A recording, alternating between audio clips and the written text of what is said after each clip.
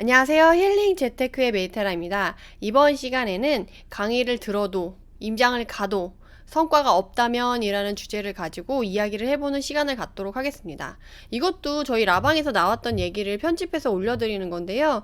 이제 법인 관련해가지고 법인 전세자금 대출 보증보험 그리고 법인 투자의 유용성 이랑 이런 문제로 오늘 강의 들어도 임장 가도 성과가 없어서 고민이신 분들한테 좀 도움이 되는 내용을 올렸으니까 한번 같이 들어보시면 좋을 것 같습니다.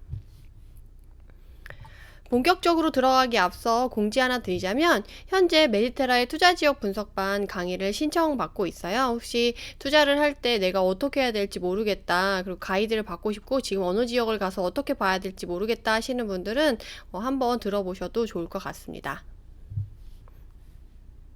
법인으로 5개 정도 보유라 할 때 6월 1일 전에 정리하는 게 맞았을까요? 아니면 종부세 내고 버티기가 맞을지 궁금하네요. 올랐으면 버틸 힘이 있을 텐데 안 올랐으면 고민될 것 같아요. 제가 얘기 안 드렸나요? 작년에 저도 작년에 법인을 설립하고 작년에 엄청 샀어요. 막 2달 만에 몇 책씩 사고 한 달 만에 몇 책씩 사고 막 이랬는데, 그래서 제가 쫄아가지고 법인 종부세 올린다 그래가지고 작년 연말에 2개 팔았거든요. 근데 완전 후회해요. 종부세 내고도 수익이 많이 났어요. 그리고 많이 나요. 작년 같은 경우 샀을 경우.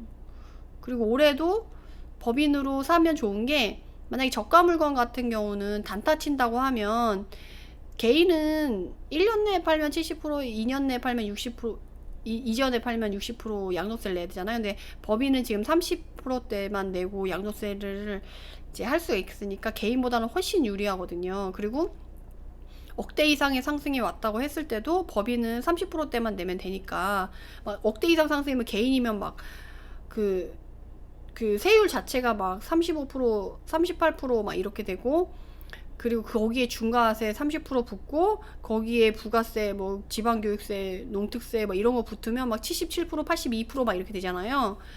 그랬는데 법인은 35%만 내면 되고, 만약에 내가 법인세도 만약에 올해 그렇게 크지 않았다라고 하면 법인세도 조금 줄일 수 있잖아요. 필요 비용으로 이렇게 털어가지고. 그러니까 그런 면에서 법인이 지금 유리한 부분이 있어요. 그래서 저 같으면은 정말 웬만하게 이상한 물건 아니고선 요새 종부세 내고 버티기 할 정도로까지는 오르고 있거든요.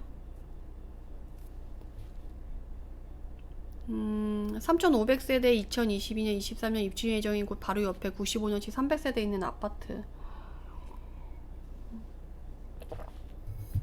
브랜드 대단지 입주하고 나면 좀 오르지 않을까 해서 투자 생각 중입니다. 이런 애들은 지역마다 틀리고요. 그 입지마다 틀린데, 예를 들어서 정말 목동 7단지 옆에 붙어있는 조그만 몇 세대 안 되는 500세대 안 되는 애들이 붙어 있단 말이에요. 그런 애들은 7단지가 가면 같이 가요. 근데 입지가 좀 이렇게 안 좋고 떨어지는 애인데 3,500세대 입주 예정이잖아요. 그러면 그 주변의 애들이 얘보다 좋다라고 하면 얘는 오히려 이렇게 떨어지고, 그러니까 결국엔 뭐예요? 새로 입주가 있을 때 이 대장 아파트, 새로 좋아진 아파트를 가격이 올라갈 때 얘를 견인해서 같이 갈 아파트랑, 오히려 얘가 세대수가 많아지고 이제 공급이 많아졌으니까 얘 때문에 흔들리는 아파트, 이렇게 2개로 분류되거든요. 그 전자를 얘기해서 같이 올라갈 앤지 아니면 떨어질 앤지 그거를 제가 정확하게 알 수가 없어요. 그래서 그거를 한번 임장을 해보시고, 내가 본 아파트가 새로 아파트가 들어왔을 때 같이 견인됐으니까, 얘가 원래 대장 아파트였는데 얘가 들어왔어, 새로 신축이 들어왔어. 그러면 얘가 올라가는 만큼 여기 대장 아파트도 같이 올라갈 수가 있거든요. 근데 대장 아파트가 아닌 애를 주변에 신축이 왔다라고 했을 때 얘가 어느 정도의 입지와 레벨에 따라서 가격이 따라갈 수 있냐 없냐가 갈리거든요. 근데 이거는 뭐 기준을 세워서 말씀드릴 수 있는 게 아니고 지역마다, 구역마다 틀린 거기 때문에 이거는 본인이 임장을 가보시고 확인을 해보셔야 될 것 같아요. 거제는 23년, 22년 유로스카이 아일랜드 오픈하고 4, 5개월 후에 꿈틀거리지 않을까요?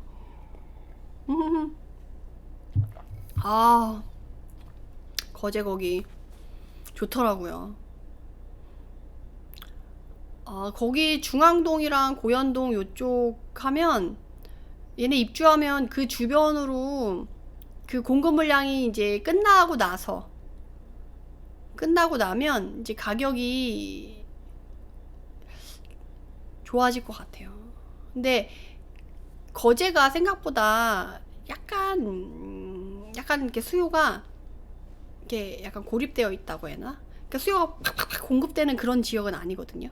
그래서 새로 입주 물량이 왔을 때 조금 약간 흔들릴 수 있는 리스크가 있어요. 그래서 이제 그쪽에 너무 좋아지는 그 지역에 이제 공급이 했을 때 주변의 수요를 걔가 확 끌어들여가지고 걔는 채워질 수 있는데 그 주변의 애들은 좀 흔들릴 수가 있거든요. 그 시기를 지나고 나면 거기 자체가 지금 개발돼서 확 올라가는 거기 때문에 좋아질 수가 있는데 오픈하고 4, 5개월 후가 될지 어떨지는 지켜봐야 될 것 같아요. 만약에 생각보다 수요를 소화하는 속도가 빠르다,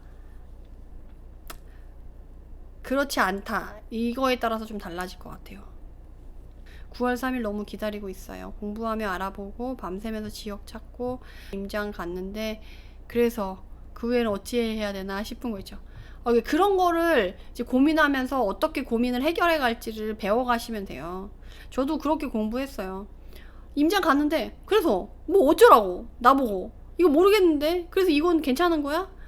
계속 그 고민을 하면서 다녔어요. 근데 고민을 하면 할수록 그 지역이 되게 익숙해져요. 그리고 고민을 하면 할수록 나중에는 답이 그 당시에는 되게 안 찾아지거든요. 아무리 조사를 하고 아무리 해도 막 안 될 때가 많아요.